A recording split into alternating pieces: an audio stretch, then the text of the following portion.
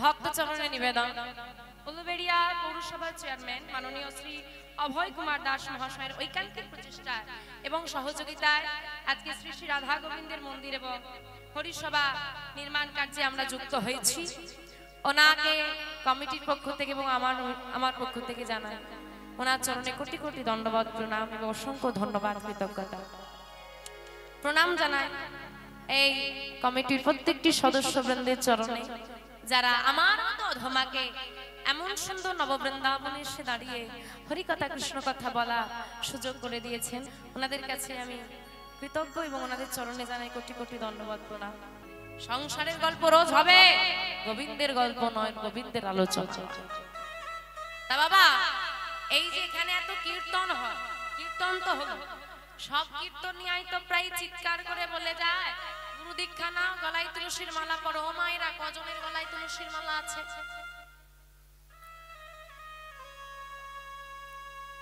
আরে যার গলায় আছে তাকে দেখিয়ে লজ্জা দিচ্ছ, তোমার গলায় নেই, তোমার লজ্জা লজ্জা করবে?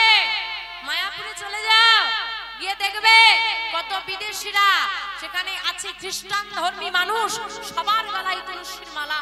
তুমি সনাতন ধর্মের মানুষ হয়ে গৌর হরি তোমার নিজের ঠাকুর হয়ে তোমার গলায় তুলসীর মালা নাই, এই লজ্জা তুমি কোথায় রাখবে? হ্যাঁ, আমরা যে তুলসীর মালা পরে তাকে দেখে বলি এই বয়সে মালা পরেছিস? হ্যাঁ রে, তোর বয়স কত? যে তুলসীর মালা পরেছে তাকে দেখে হেও করছো? মনে রাখবে মা, কারোর গলায় যদি তুলসীর মালা থাকে তার মাথায় কোনোদিন বজ্রপাত হয় না। সব জায়গায় বজ্রপাত হবে, তুলসী বৃক্ষের মাথায় হয় না। যার গলায় তুলসীর মালা থাকে, তুলসীর মালা থাকাকালীন যদি কেউ মৃত্যুবরণ করে, যমদূত তো দূর, যমরাজের ক্ষমতা নাই তাকে নিয়ে যেতে পারে। তাকে নিয়ে যাওয়ার জন্য বিষ্ণুদূতকে আসতে হয়। ভক্ত হতে হয় মা, ভক্ত হওয়া বড় শক্ত। পূর্ব জন্মের থাকে যদি সুকৃতি সঞ্চয়, ইহ জন্মে হয় তবে সাধু গুরু বৈষ্ণব উপচয়। সাধু গুরু বৈষ্ণব উপচয়। কি ভাবছ? ইচ্ছে হয়েছে? কমিটির বাবারা একটা সুন্দর হরিবাসরের আয়োজন করেছে, যাই একটু ঘুরে আসি, তাই তো এলাম। আবার অনেকে হাতে করে পেপার নিয়ে আসছে যে আসনটা দেবে ধুলো, শাড়িটা নোংরা হয়ে যাবে। আরে বাবা, শাড়িটা আজকে ভালো আছে, কালকে ফেলে দেবে। তোমার দেহর ভেতরে যে মনটা আছে, ওই যে আসনটা পেতে দিয়ে আছে তার থেকে বেশি নোংরা জমিয়ে রেখেছে, ওটা ফেলে দাও।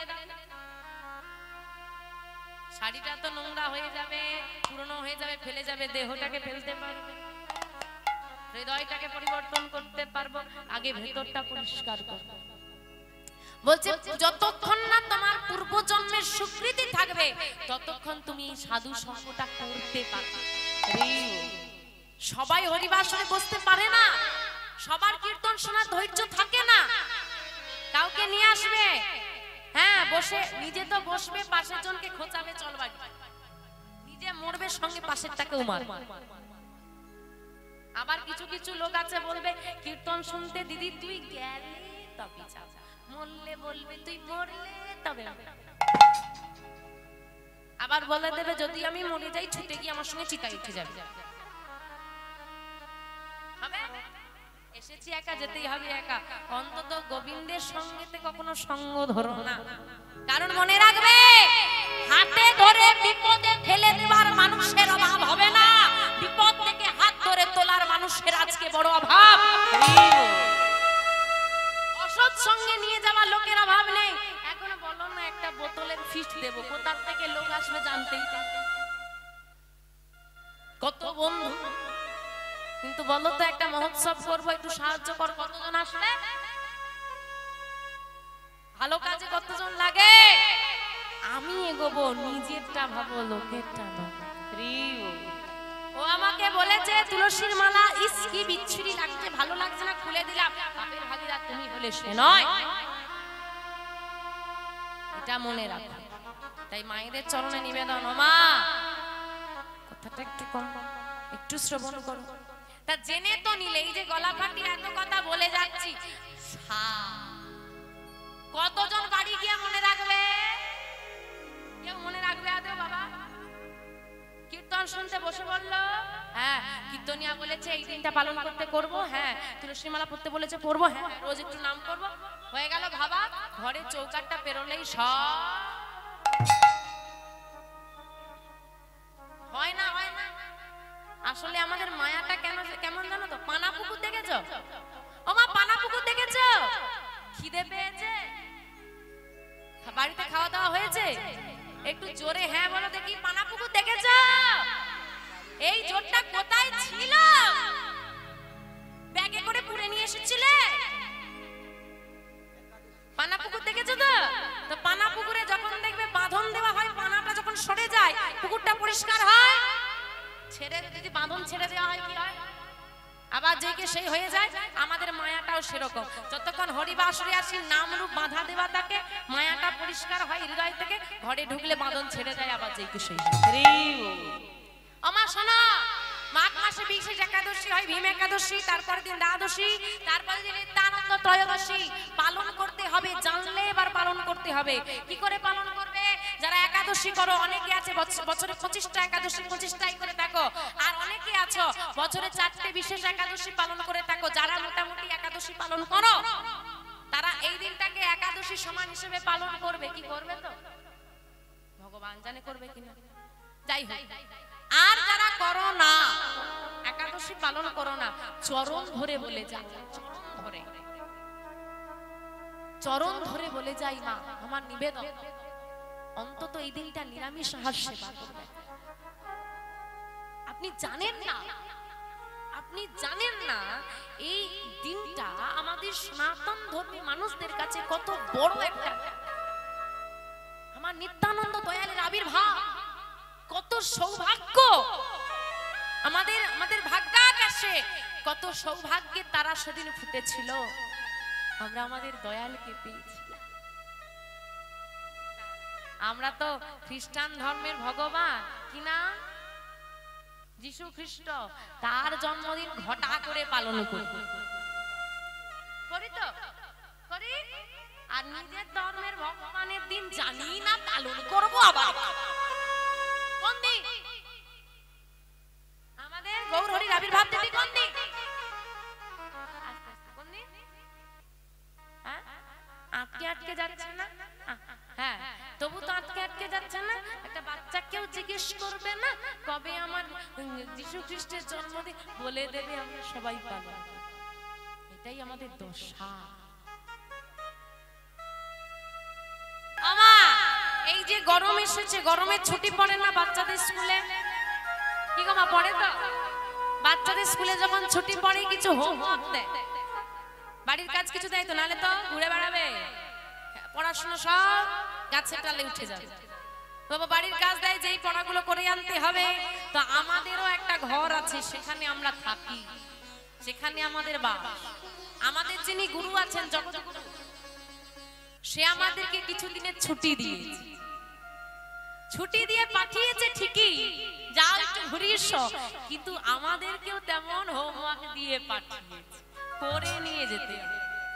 কিন্তু বাবা অনেকে ভাবে, অনেক বাচ্চারা কি ভাবে যে এখন তো অনেক সে শেষের দিকে করবো, বা এই সময়টা একটু গায়ে হাওয়া লাগিয়ে নি। আমরাও হয়ে গেছি সেই দশা বাবা, প্রথম দিকটা গায়ে হাওয়া লাগাচ্ছি, এই বয়সে কি হরি নাম করব। হ্যাঁ তাই তো, এখন কি তুলসীর মালা পরবো? ই বাবা, আরে তাহলে কবে তুলসীর মালা পরবে? বলে কেন 50 পেরো? আরে 50 পেরোলে নাম করবে, ঠিক আছে, 50 পেরোলে তুলসীর মালা নেবে, ঠিক আছে, 50 পর্যন্ত টিকবে নাকি তার গ্যারেন্টি আছে? আরে যদি টিকে যাও তো ঠিক আছে, কিন্তু টিকবে কিনা গ্যারেন্টি আছে? আর যারা বাবা কাজ করে না, তাদের যেমন স্কুলে যেতে ভয় করে, তেমন যারা আমরা নিজেদের কর্ম করে উঠতে পারি না, আমাদের মৃত্যুকে ভয় করে।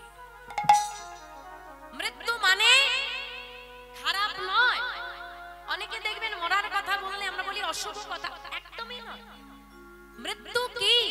মৃত্যু হলো সেই বস্তু যেটা তুমি খারাপ কর্ম করলে তোমাকে নরকের পথে টেনে নিয়ে যাবে, ভালো কর্ম করলে তোমাকে গোবিন্দের সঙ্গে সাক্ষাৎ করে।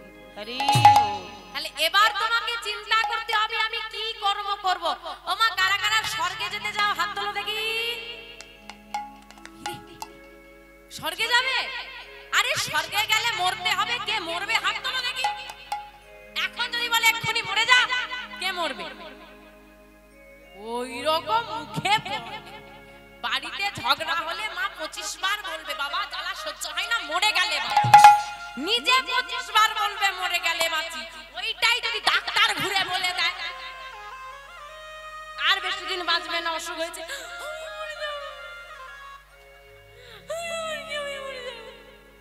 গঙ্গা তখন আর কোথাও থাকবে না, ছুটে চলে এসে ঢুকে সব সময় গঙ্গা বয়ে গেছে। সুন্দর ভুবনে কেউ মরতে চায় না মা, কিন্তু যারা সাধু সন্ন্যাসী হয় দেখবে তাদের কোনো মৃত্যুকে ভয় থাকে না, কারণ তারা জানে আমি যে কর্ম করেছি এতে আমাকে নরকগামী হতে হবে না, আমার গোবিন্দের সঙ্গে সাক্ষাৎ। তাই দেখো তুমি ভাবছো আমি বড় হব, খুব বেশি পড়াশোনা করব, ভালো চাকরি পাবো, আমার একটা সুন্দরী বউ হবে, আমার সন্তান আদি হবে, হ্যাঁ সবাইকে নিয়ে সুখে থাকবো, এগুলো কিন্তু অনিশ্চিত। তুমি চাকরি নাও পেতে পারো কি, তাই না? চাকরি পাবে কোনো গ্যারান্টি আছে? নাও পেতে পারো, কিন্তু নিশ্চিত হলো মৃত্যু। আমি জন্মেছি, আমাকে মরতে হবে।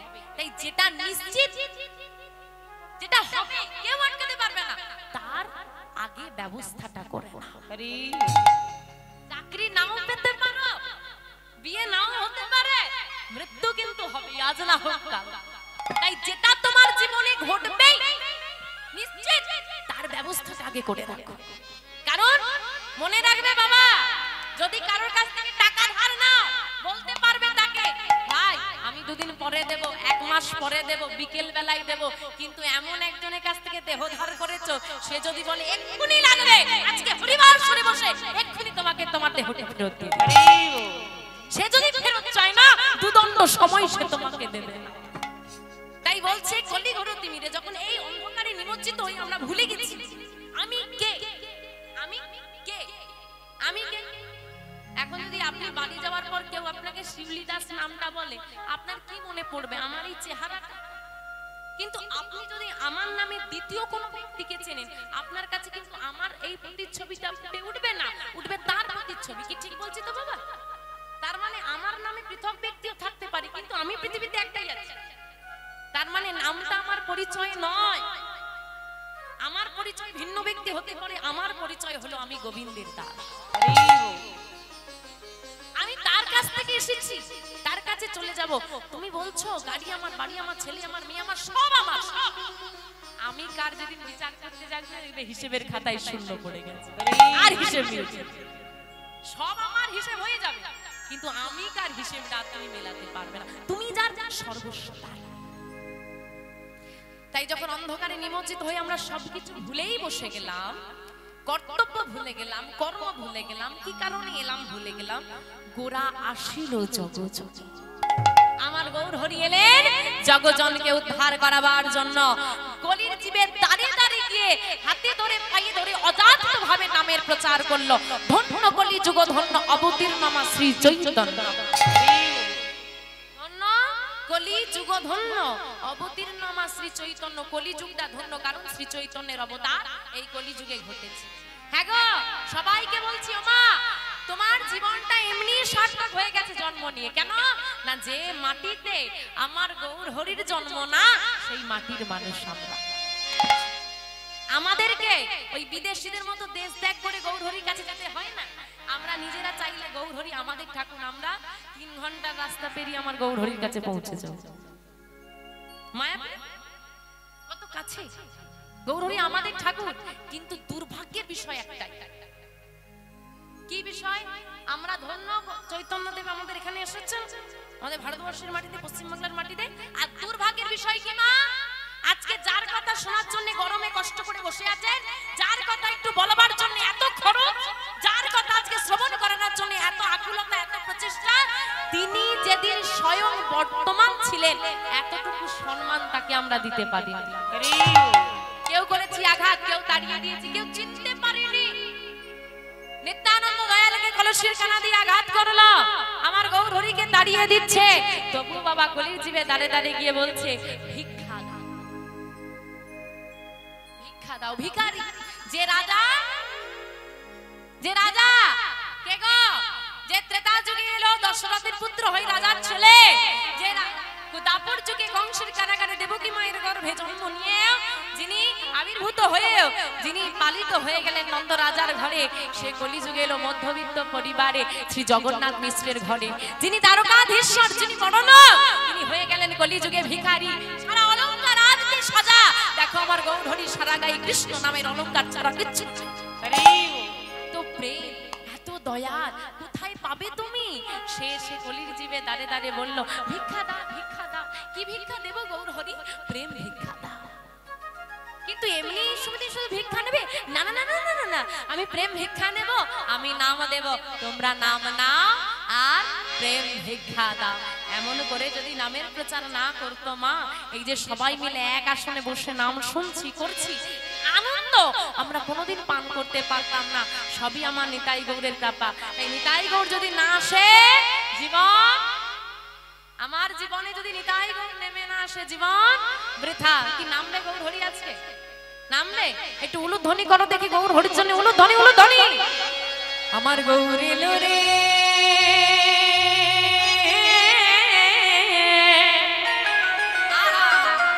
এই সোনার নদিয়া। আমার ভক্ত যেখানে ভগবান সেখানে, এখানে ভক্ত সমাগমে এটাই নদিয়া, এই নদিয়া ধামে আমার গৌর হরি নাম। এই সোনার নদিয়া উলুধ্বনি উলুধ্বনি হরি ধ্বনি গাই গৌর হরি হরি হরি। এই তো সবে তো শোনা যায় আমাদের গৌরে লরে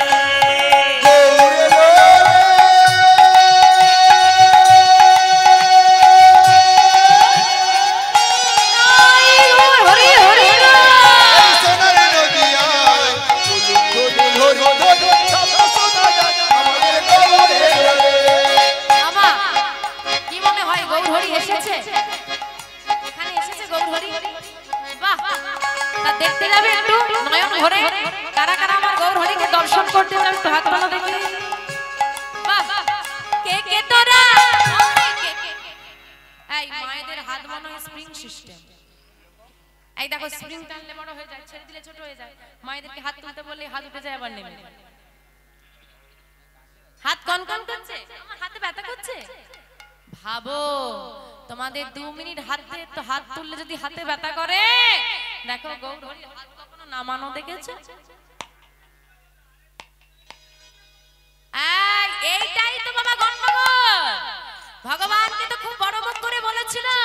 নয়ন দাও যুগল চরণ দর্শন করব, বদন দাও কৃষ্ণ কথা বলবো, শ্রুতি মূল দাও কৃষ্ণ কথা শ্রবণ করব, চরণ দাও তীর্থে তীর্থে ভ্রমণ করব, হস্ত দাও তোমার চরণ সেবা করব।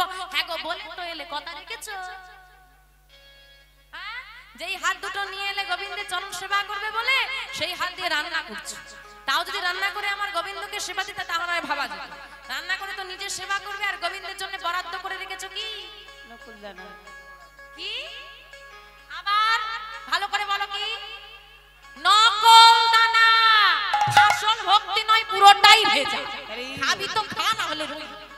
হ্যাঁ, এইবার চিন্তা করে দেখি এতগুলো বাড়িতে যদি নকুলদানা খায় এক মাসে তার কি হবে? এই জন্যই খায় না। আর যারা তাকে নকুলদানা দেয় তাদেরই সুগার হয়। বলে আমার তো হবে না, আমাকে দিচ্ছিস, তোদেরই হোক। আমার দেখতে যাবে গৌর হরিকে, সেই ঠিক তো? চলো। কে কে তোরা, কে কে তোরা, কে কে তোরা গৌর দেখবি আইরে ছুটে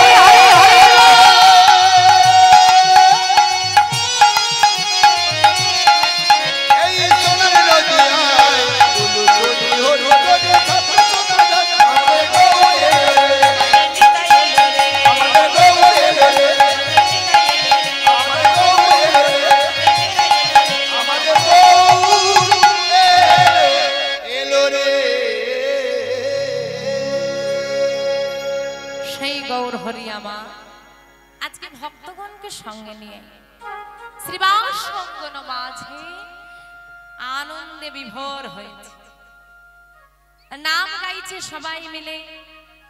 তবে আজকে গৌর হরি তো বাবা এমনি সুন্দর, তারপরে যখন ওই বাহু তুলে আমার গৌর হরি নাম করে, যেন মনে হয় অপলক দৃষ্টিতে আমার গৌর হরিকে আমি দর্শন করি। আমার গৌর হরির এমন রূপ। বাবা আজকে এখানে নাম চলছে, জানি না আপনাদের ভালো লাগছে কি না। তো এত সুন্দর নাম চলছে, হঠাৎ যদি কেউ এসে বলে এই যাই যাই যাই এসব নামটা বন্ধ করো, চলবে না, এসব বন্ধ করো, কি গো ভালো লাগবে? আমার ভালো লাগবে? ভালো লাগবে না। তো আজকে গৌর হরিও নাম করছে, ভক্তরা সবাই মিলে সেই নামে যোগ দিয়েছে।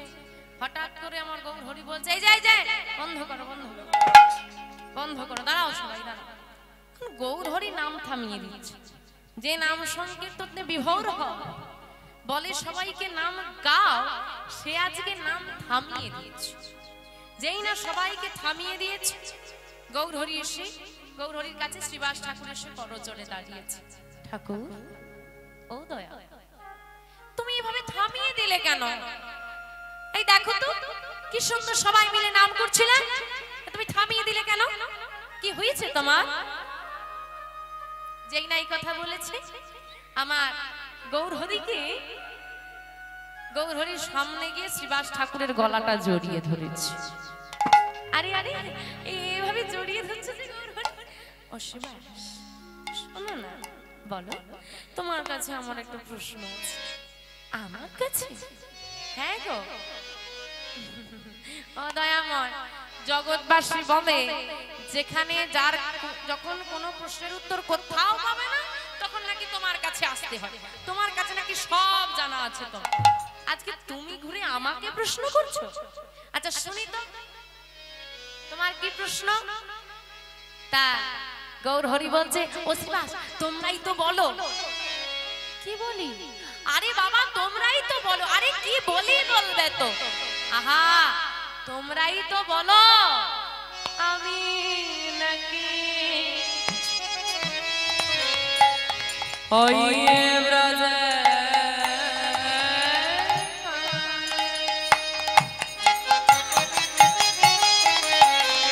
আমি নাকি ব্রজের কানাই। হ্যাঁ গো মা গৌর হরি ব্রজের কানাই তো?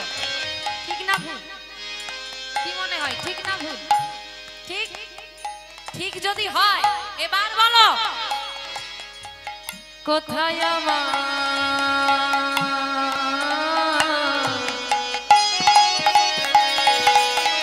দাদা বলা? বলো বলো বলো। আমি নাকি বুঝে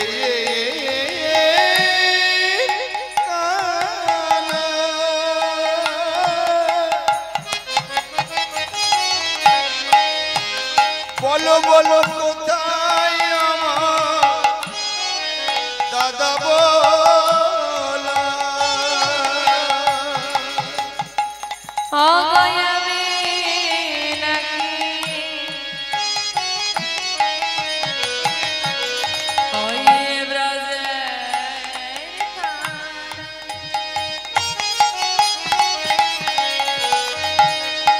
বলো কোথায় আমার দাদা বলা? আমি নাকি ওই না ব্রজে কানা? বলো বলো কোথায় আমার দাদা বলা? তার আদর্শনে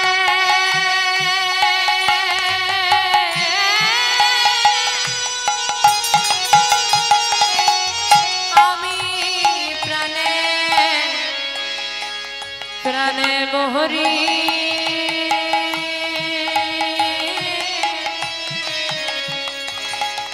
তার আদর্শনে আমি প্রাণে মোহরি। তারি অদূর শোনে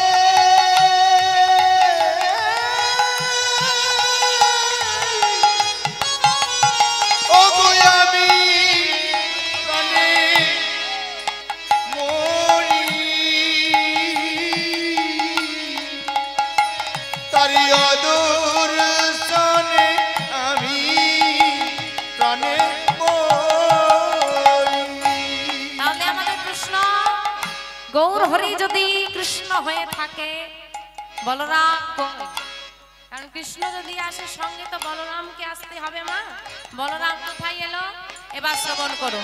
শাস্ত্রে বললেন রাধে কৃষ্ণ রাধে কৃষ্ণ এক চক্রাগ্রাম হারাই পণ্ডিত হরে। রাধে কৃষ্ণ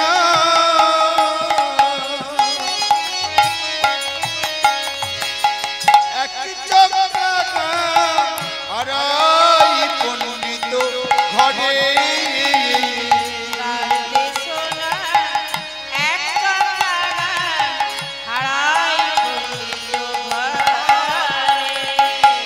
শুভ মাঘ মাস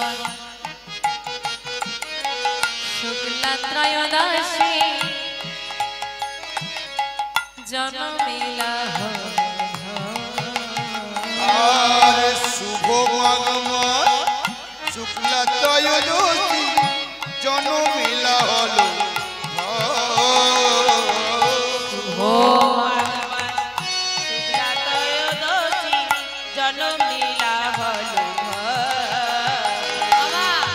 কোথায় এলো রাধে কৃষ্ণ এক চক্রাগ্রাম হারাই পণ্ডিত ঘরে শুভ মাঘ মাস শুক্লা ত্রয়োদশী জনমিলা হলো ধরে।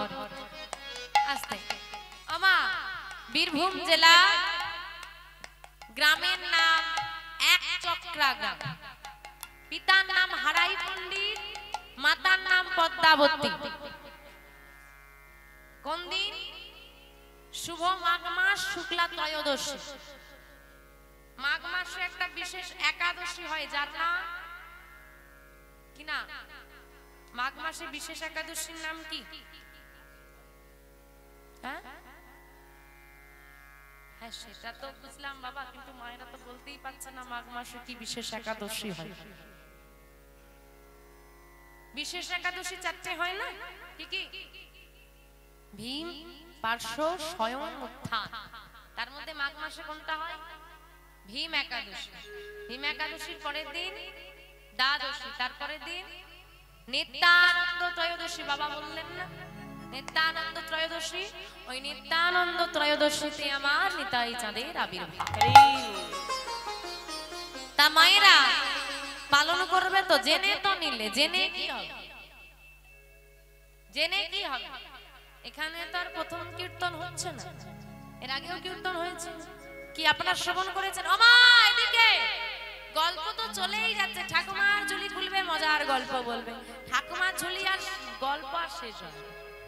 হ্যাঁ, সংসারের গল্প রোজ হবে, রোজ। এমনকি মরতে মরতেও দাদু বলবে নাতিটাকে ডেকে, আরে নাতি কি তোর সঙ্গে যাবে? যাবে তো না, নাতিকে ডেকে কি হবে? তখন গোবিন্দকে ডাক, তাও হবে না, তখনও সংসারে ঢুকি। সংসারের গল্প রোজ হবে, গোবিন্দের গল্প নয়, গোবিন্দের আলোচনা। তা বাবা, এই যে এখানে এত কীর্তন হয়, কীর্তন তো হলো, সব কীর্তনিয়াই তো প্রায় চিৎকার করে বলে যায় গুরু দীক্ষা নাও, গলায় তুলসীর মালা পরো। ও মায়েরা, কজনের গলায় তুলসীর মালা আছে?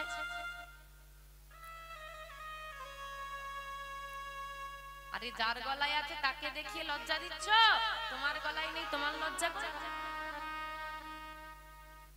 লজ্জা করবে? মায়াপুরে চলে যাও, গিয়ে দেখবে কত বিদেশিরা সেখানে আছে, খ্রিস্টান ধর্মী মানুষ, সবার গলায় তুলসীর মালা। তুমি সনাতন ধর্মের মানুষ হয়ে, গৌর হরি তোমার নিজের ঠাকুর হয়ে তোমার গলায় তুলসীর মালা নাই, এই লজ্জা তুমি কোথায় রাখবে? হ্যাঁ, আমরা যে তুলসীর মালা পরে তাকে দেখে বলি এই বয়সে মালা পরেছিস? হ্যাঁ রে, তোর বয়স কত? যে তুলসীর মালা পরেছে তাকে দেখে হেও করছো? মনে রাখবে মা,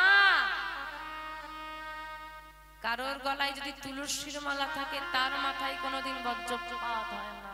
সব জায়গায় বজ্রপাত হবে, তুলসী বৃক্ষের মাথায় হয়। যার গলায় তুলসীর মালা থাকে, তুলসীর মালা থাকাকালীন যদি কেউ মৃত্যুবরণ করে, যমদূত তো দূর, যমরাজের ক্ষমতা নাই তাকে নিয়ে যেতে পারে। তাকে নিয়ে যাওয়ার জন্য বিষ্ণুদূতকে আসতে হয়। ভক্ত হতে হয় মা, ভক্ত হওয়া বড় শক্ত। পূর্ব জন্মের থাকে যদি সুকৃতি সঞ্চয়, ইহ জন্মে হয় তবে সাধু গুরু বৈষ্ণব উপচয়। সাধু গুরু বৈষ্ণব উপচয়। কি ভাবছ? ইচ্ছে হয়েছে? কমিটির বাবারা একটা সুন্দর হরিবাসরের আয়োজন করেছে, যাই একটু ঘুরে আসি, তাই তো এলাম। আবার অনেকে হাতে করে পেপার নিয়ে আসছে যে আসনটা দেবে ধুলো, শাড়িটা নোংরা হয়ে যাবে। আরে বাবা, শাড়িটা আজকে ভালো আছে, কালকে ফেলে দেবে। তোমার দেহের ভেতরে যে মনটা আছে, ওই যে আসনটা পেতে দিয়ে আছে তার থেকে বেশি নোংরা জমিয়ে রেখেছে, ওটা ফেলে দাও। শাড়িটা তো নোংরা হয়ে যাবে, পুরনো হয়ে যাবে, ফেলে যাবে, দেহটাকে ফেলতে পারবে, হৃদয়টাকে পরিবর্তন করতে পারবো, আগে ভেতরটা পরিষ্কার করবো। বলছে যতক্ষণ না তোমার পূর্বজন্মের স্বীকৃতি থাকবে ততক্ষণ তুমি সাধু সঙ্গটা করতে পারবে।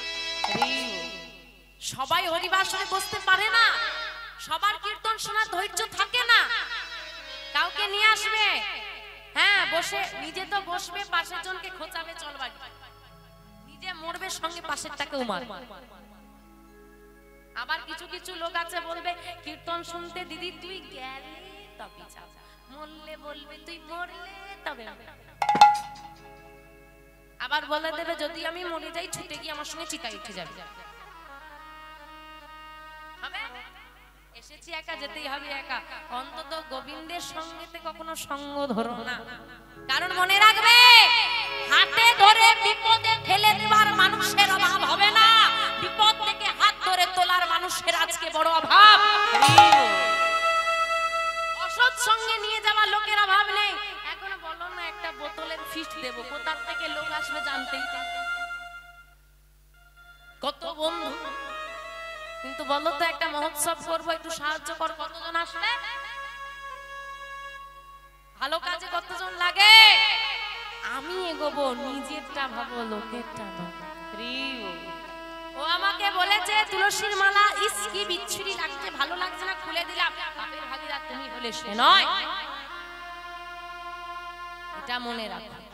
তাই মায়েদের চরণে নিবেদন, ও মা কথাটা একটু কম, একটু শ্রবণ করো। তা জেনে তো নিলে এই যে গলা ফাটিয়ে এত কথা বলে যাচ্ছি, কতজন বাড়ি গিয়ে মনে রাখবে? কেউ মনে রাখবে আদৌ বাবা? কীর্তন শুনতে বসে বললো, হ্যাঁ কীর্তনিয়া বলেছে এই দিনটা পালন করতে করব, হ্যাঁ তুলসী মালা পড়তে বলেছে পড়বো, হ্যাঁ রোজ একটু নাম করব, হয়ে গেল ভাবা। ঘরে চৌকাটটা পেরোলেই সব হয় না, হয় না। আসলে আমাদের মায়াটা কেমন জানো তো? পানা পুকুর দেখেছো? ও মা পানা পুকুর দেখেছো? খিদে পেয়েছে, বাড়িতে খাওয়া দাওয়া হয়েছে, একটু জোরে হ্যাঁ বলো দেখি। পানা পুকুর দেখেছো? এই জোরটা কোথায় ছিল? ব্যাগে করে পুরে নিয়ে এসেছিলে? পানা পুকুর দেখেছো তো? তো পানা পুকুরে যখন দেখবে বাঁধন দেওয়া হয়, পানাটা যখন সরে যায় পুকুরটা পরিষ্কার হয়। ছেড়ে যদি বাঁধন ছেড়ে দেওয়া হয় কি হয়? আবার যেকে সেই হয়ে যায়। আমাদের মায়াটাও সেরকম, যতক্ষণ হরিবাসরে আসি নাম রূপ বাঁধা দেওয়া থাকে, মায়াটা পরিষ্কার হয় হৃদয় থেকে, ঘরে ঢুকলে বাঁধন ছেড়ে যায়, আবার যেকে সেই। আমার শোনা, মাঘ মাসে বিশেষ একাদশী হয়, ভীম একাদশী, তারপরের দিন দ্বাদশী, তারপরের দিন নিত্যানন্দ ত্রয়োদশী। পালন করতে হবে, জানলে এবার পালন করতে হবে। কি করে পালন করবে? যারা একাদশী করো, অনেকে আছে বছরে 25টা একাদশী 25টাই করে থাকো, আর অনেকে আছো বছরে 4টে বিশেষ একাদশী পালন করে থাকো। যারা মোটামুটি একাদশী পালন করো তারা এই দিনটাকে একাদশী সমান হিসেবে পালন করবে। কি করবে তো ভগবান জানে করবে কিনা, যাই হোক। আর যারা করো না, একাদশী পালন করো না, চরণ ধরে বলে যাও, চরণ ধরে বলে যাই মা আমার নিবেদন, অন্তত এই দিনটা নিরামিষ আহার সেবা করবে। আপনি জানেন না, আপনি জানেন না এই দিনটা আমাদের সনাতন ধর্মী মানুষদের কাছে কত বড় একটা, আমার নিত্যানন্দ দয়ালের আবির্ভাব, কত সৌভাগ্য আমাদের ভাগ্যাকাশে, কত সৌভাগ্যের তারা সেদিন ফুটেছিল। আমরা আমাদের দয়ালকে পেয়েছিলাম। আমরা তো খ্রিস্টান ধর্মের ভগবান কি না, যিশু খ্রিস্ট, তার জন্মদিন ঘটা করে পালন করি তো করি, আর নিজের ধর্মের ভগবানের দিন জানি না পালন করবো। আবার কোন দিন? আমাদের গৌর হরির আবির্ভাব তিথি কোন দিন? কোন দিন? আটকে আটকে যাচ্ছে না? হ্যাঁ, তবু তো আটকে যাচ্ছে না।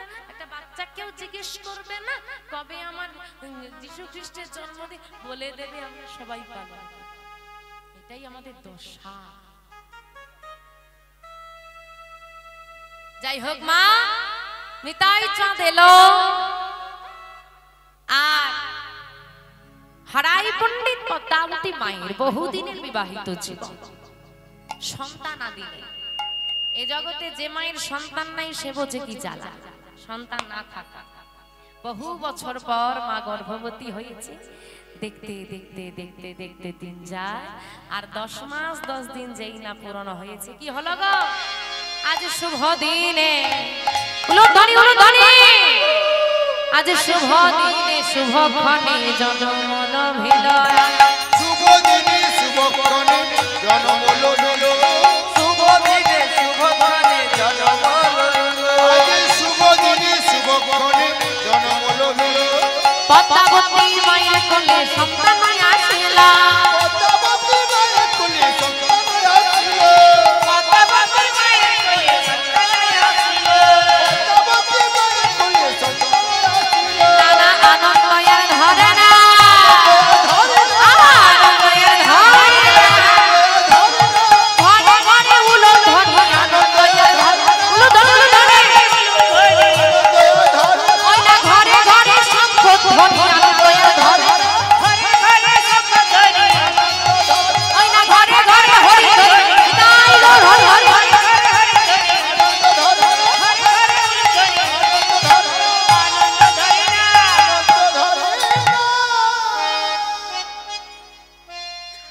নিতাই ভক্ত চরণে নিবেদন উলুবেড়িয়া পৌরসভার চেয়ারম্যান মাননীয় শ্রী অভয় কুমার দাস মহাশয়ের ঐকান্তিক প্রচেষ্টায় এবং সহযোগিতায় আজকে শ্রী শ্রী রাধা গোবিন্দের মন্দির এবং হরিসভা নির্মাণ কার্যে আমরা যুক্ত হয়েছি। ওনাকে কমিটির পক্ষ থেকে এবং আমার পক্ষ থেকে জানাই ওনার চরণে কোটি কোটি দণ্ডবত প্রণাম এবং অসংখ্য ধন্যবাদ কৃতজ্ঞতা প্রণাম জানাই এই কমিটির প্রত্যেকটি সদস্যবৃন্দের চরণে যারা আমার মতো অধমাকে এমন সুন্দর নববৃন্দাবনে এসে দাঁড়িয়ে হরিকথা কৃষ্ণ কথা বলা সুযোগ করে দিয়েছেন। ওনাদের কাছে আমি কৃতজ্ঞ এবং ওনাদের চরণে জানাই কোটি কোটি দণ্ডবত প্রণাম। আমার থেকে হয়তো আপনারা ভালোই জানেন আজকে এই যে হরিবাসর চলছে কতটা পরিশ্রম করে এবং আপনাদের মতো ভক্তদের সাহায্যেই এই হরিবাসরকে এগিয়ে নিয়ে যাওয়া। তাই মায়েরা এখানে যে সমস্ত ভক্তমণ্ডলী বসে আছেন এবং আমার স্বর এই আওয়াজ যতদূর পর্যন্ত পৌঁছচ্ছে আমি সবার চরণ ধরে নিবেদন করছি এবং জানাই যে আপনারা সাহায্যের হাত বাড়িয়ে দিন, আশীর্বাদ করুন যেন ভক্ত আশীর্বাদ মানুষকে কোথায় নিয়ে যেতে পারে তার কোনো ধারণা কিন্তু আমাদের নেই। ভুলে গেলে চলবে না, প্রতিটা জীবের মাঝখানে ঈশ্বরের অধিষ্ঠান। তাই আপনারা আশীর্বাদ করুন যেন ওনারা এভাবেই ধর্মীয় অনুষ্ঠানটিকে এগিয়ে নিয়ে যেতে পারে।